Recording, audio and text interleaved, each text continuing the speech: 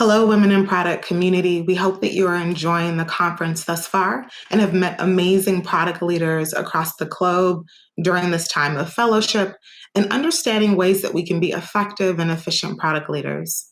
My name is Julie Wenah, and I'm the Associate General Counsel and Product Lead for the Civil Rights team at Meta. I also serve on the board of Women in Product.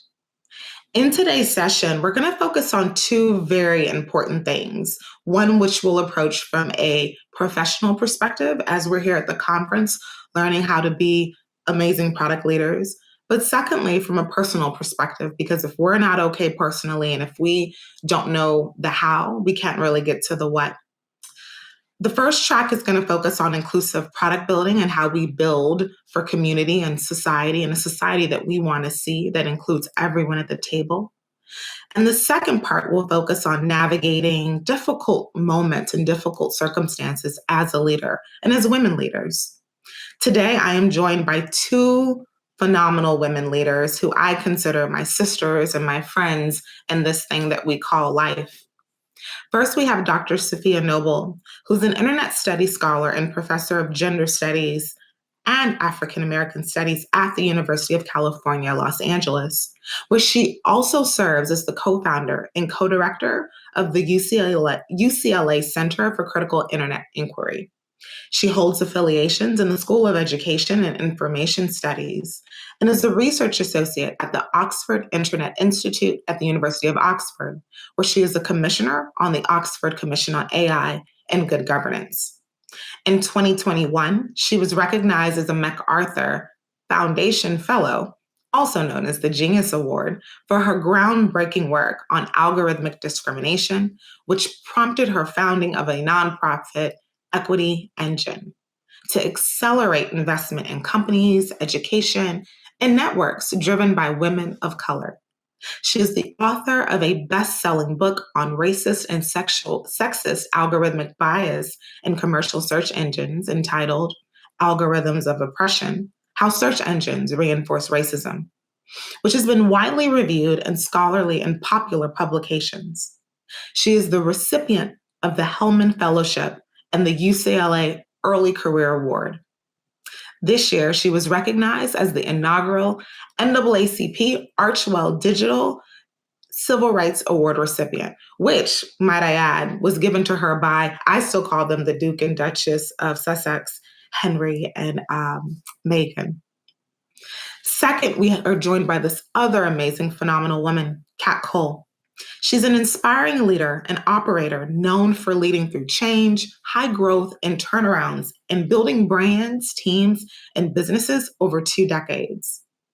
Kat invests in and advises high growth businesses, funds, and brands with a focus on food and beverage, wellness, and franchises, SMB tech, and Web3.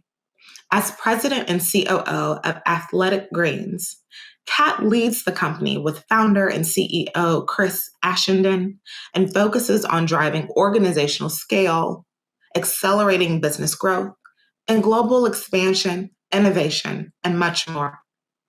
During Kat's tenure at Focus Brands, most recently as the president and COO, she led the company's 8 brands, including Cinnabon, Auntie Anne's, Moe's, McAllister's, and Jamba, with over 7,000 operations globally, as well as the multi-brand licensing and CPG businesses with over $1 billion in annual sales.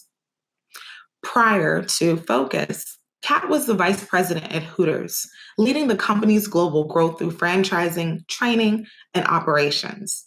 Kat was also known, if she's looking a little familiar, she was an undercover boss on CVS and was named to Fortune's 40 Under 40 and is on the board of directors of Slice, Milk Bar, and Human Co. SBAC.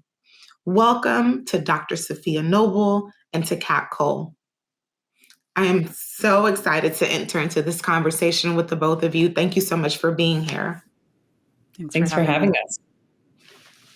So we're going to go right on into the first track, which is kind of how do we build equitable products for society? You know, how do we think about who's at the table, developing the products, and might I say, the processes and the operations and the policies, right? How do we build for an equitable society? So, the first question, just quick kind of rapid fire. When you think about building an equitable and inclusive society through products and in community, Kat, tell me, what is the first word that comes to your mind and why?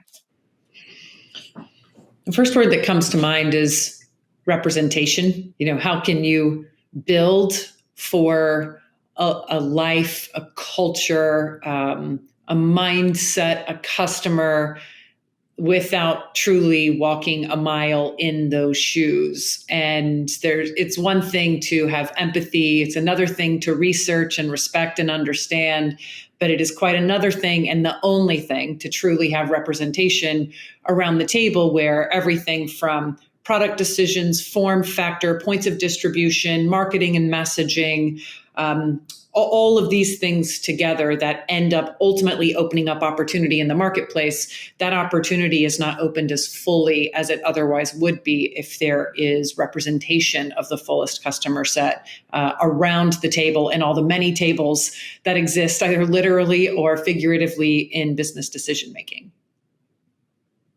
Thank you so much, Kat. Safiya, what about you? What's the first word that comes to your mind when you think about building equitably for society, and why? I think the first word that comes to my mind, and representation is a good one. I thought of that. Let's say if I had 3 words to pick, that would have been in one of my 3.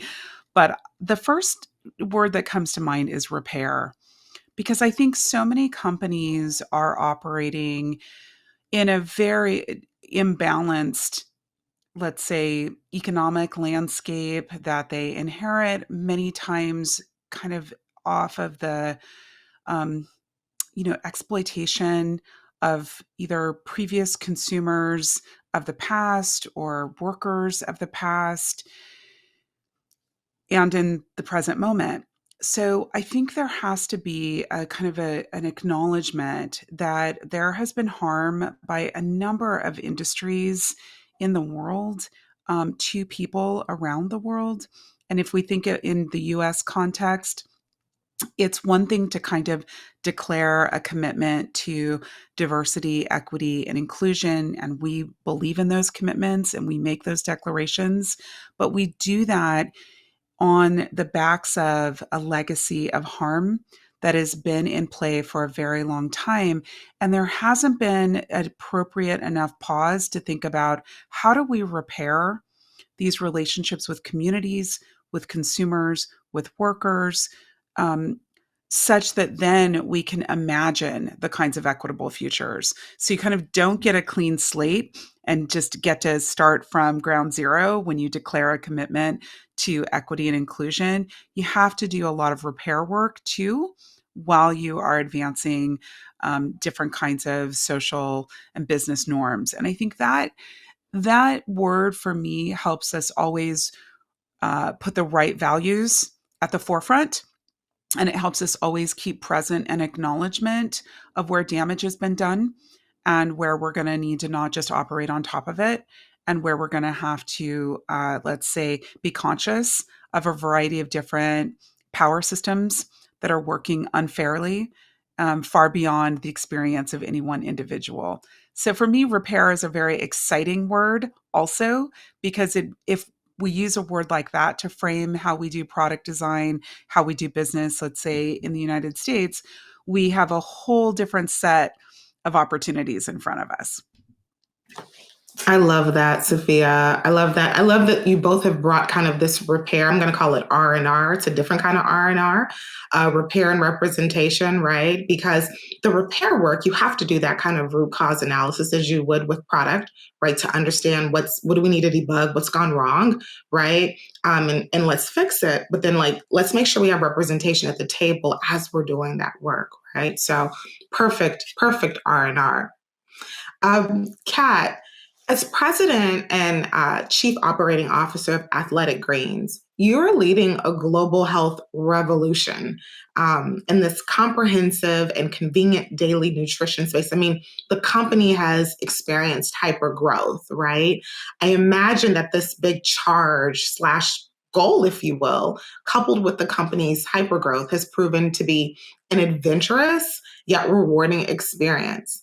How do you bring teams together who may think differently towards a common purpose? First is confronting reality, and it's probably an intersection of repair and representation, but really understanding needs and landscape of those we serve and those we employ. And we have employees from truly all over the world. It's a global business. They live all over the world. And not everyone has lived the same life, and not everyone understands the context of what's going on in various companies and cultures. Or maybe if they understand it on the surface, they might not appreciate it and empathize and go beyond empathy to compassion in a deep way. And so that work has to be facilitated. It does not happen by bringing a diverse group of individuals into a room and expecting all the pixie dust and magic from that to turn into miracles. Inclusion, equity, the work of seeing each other and understanding what that means and how you may show up or choose to not show up in a moment or on a team or in a company is beautiful work, complex work, and work that never ends, no matter how strong a company's legacy of truly bringing diverse lives and cultures together. And I'm happy to answer any questions going into that. But at the very beginning, I've seen so many companies stop at the D and expect miracles. Stop at diversity. Look, a lot of people are different who work here, and expect to get the best out of that. And it is just the beginning. And of course, training is a piece of that. Facilitation is a piece of that. But it's being human, seeing each other as individuals, creating a culture where that is normalized, and then where there are, call it, societal system breaking practices that exist within a company that may differ from the way other people navigated different companies or cultures, or even what they're comfortable with in their own micro communities. I love that. Thank you, Kat. Kat's talked a little bit about, the people piece and expanding beyond just the D and diversity, equity, and inclusion. And Safiya, this kind of intersection of civil rights and technology is this burgeoning space that we're starting to see. But you've been here, you just didn't get here. You've been doing this work for a very long time. And, most recently, you received the NAACP inaugural Digital Civil Rights Award for your leadership and work at this intersection of social justice, civil rights, and technology to advance both civil and human rights. Tell us a little bit about what this recognition means to you, but also what does it signal? What signal does it send to the globe about the emergence and the importance of this space? Yeah, that's a really interesting question. I will say that before I was a professor and working specifically around the tech sector and these, tremendous concerns that we have globally about the role of large scale internet platform companies, undermining civil, human, and sovereign rights. I worked in advertising, and I worked around, marketing many Fortune 50 global brands. And that certainly informs my work because in those early years of my career, talking about equity, talking about what communities of color, women, people who were systematically, let's say, either redlined or discriminated against or seen as undesirable consumers of different kinds of products and brands that were working to distance themselves either from communities of color or LGBTQIA communities, or brands that were embracing those communities to kind of exploit tremendously in different kinds of predatory ways. There was always just such an openness about what was happening and what the projects were. And when I came to work in the tech sector around tech and as eventually kind of becoming a bit of a critic of the sector, or a bit or a lot, depending on who you ask. I was very surprised at the way the tech sector constantly insulated itself from these conversations. Its leadership denied the possibility that there could ever be anything harmful. They wrapped themselves in these ideas of being kind of colorblind, gender blind, being purely a meritocracy, being, let's say, negligent to the degree of absurdity by saying that they were simply tools. They were just data, right? That there was no political value or import or role that their products or services played in the world, other than the most liberatory, free kind of narrative that could be marketed. And this just is such a direct tension to the way so many other industries across corporate America operate, where there's like Harvard business school case studies on the embracing of diversity and equity and doing hard work and how it made those companies better. And, it's just like a completely different inverted logic around the tech sector, which of course is kind of like makes it a bit of a train wreck that you can't turn away from. So for me, being able to take what I knew from other industries and think about those problems in the context of the tech sector was an opportunity to join up with other voices, investigative journalists, human rights advocates, other kinds of scholars and thinkers. And now I can say after 10 years for myself of being involved in that kind of work in the tech sector, there is no denying that the sector is implicated in a variety of different kinds of problems in the world. And the sector is taking very seriously those concerns. So the award for me speaks to the thousands of people that I know who have been trying to make visible something that heretofore was invisible in a particular sector. And I think that that's incredibly important. And I acknowledge the award as just not really about me, but really representative of so many thousands of people around the world who've been doing that work. And I think the opportunity that it creates is that, it's kind of like what I tell my students. Once you learn something and you're responsible for knowing. You can't unknow. And now we have to operate with the new knowledge, with the new evidence that is available, and we have to attend to it. And I think that there is a huge future and an incredibly urgent future of thinking about the role of corporations, not just in the tech sector, but beyond, in becoming and remaining very powerful institutional forces that organize the societies that we live in around the world. And we must have models that are not just about kind of profit and extraction at all cost, even if Wall Street says your most important imperative as a publicly traded company is to maximize profit at all costs, even if like the Securities Exchange Commission puts that as a mandate upon you as a company.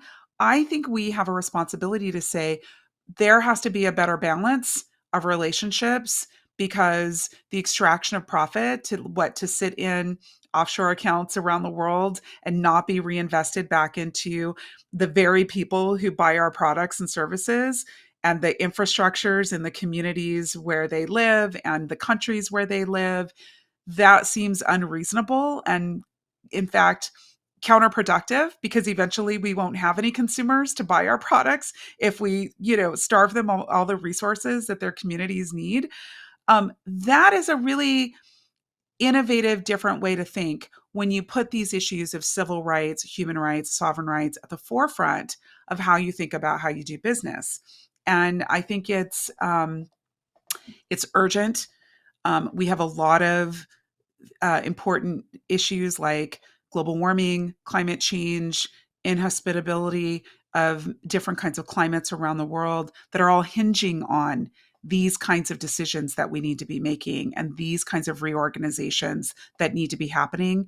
And one of the reasons I spend time talking to people in corporate America is because that is where a lot of power is concentrated and where we need different kinds of thinking. Thank you so much, Safiya. I mean, I will say, when I was at Airbnb, we knew that members of the community were being rejected for how they're perceived or how they looked.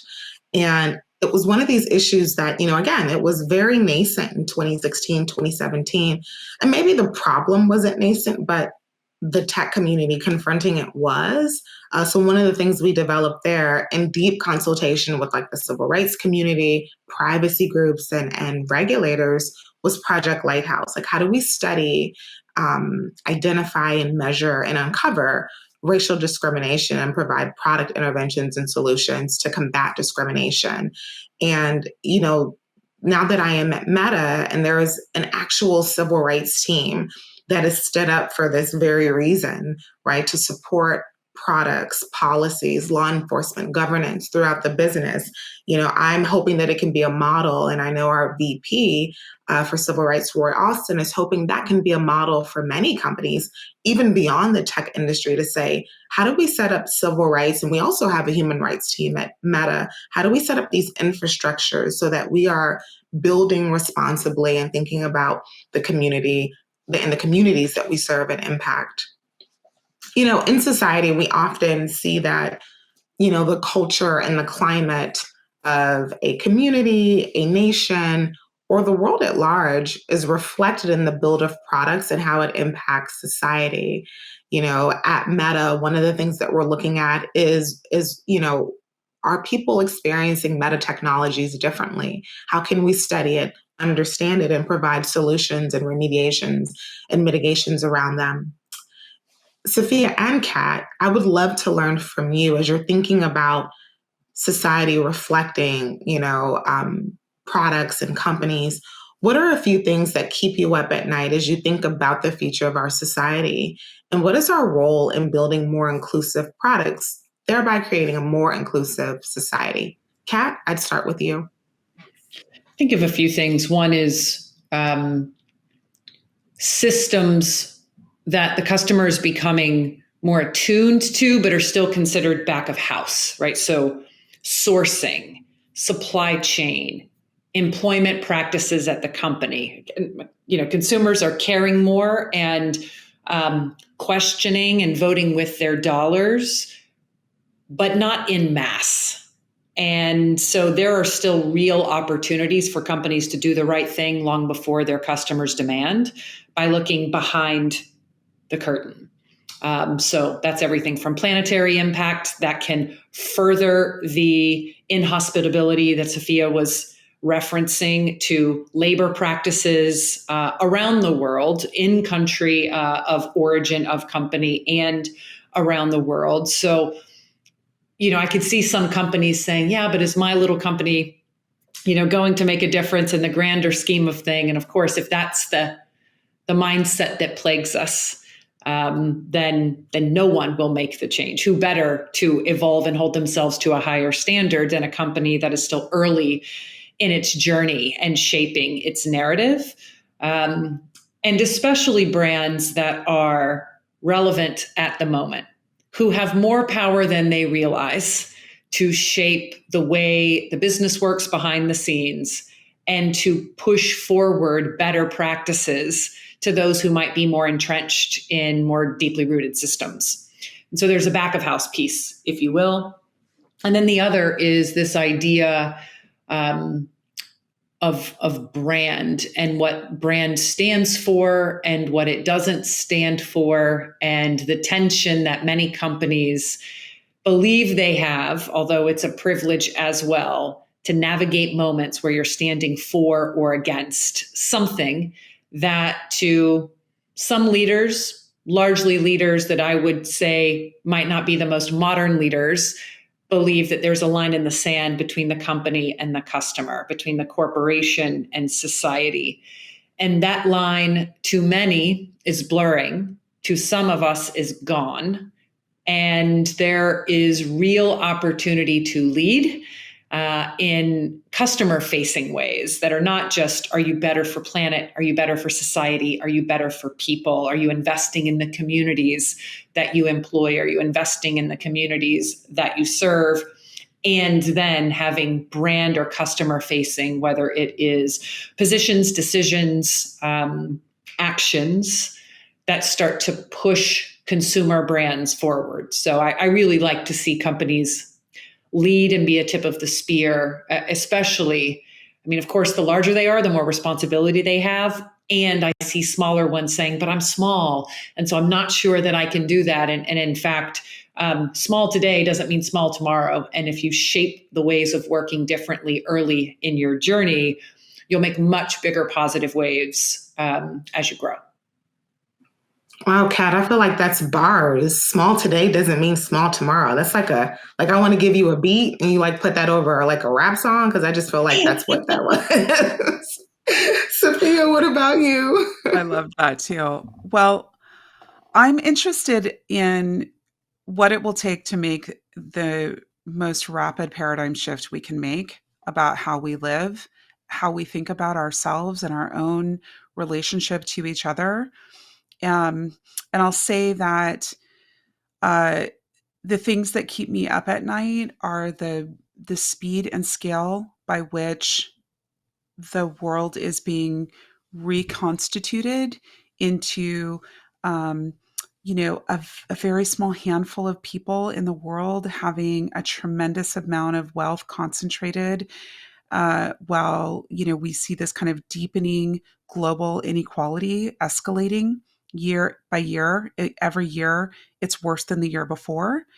And that keeps me up at night because I think that when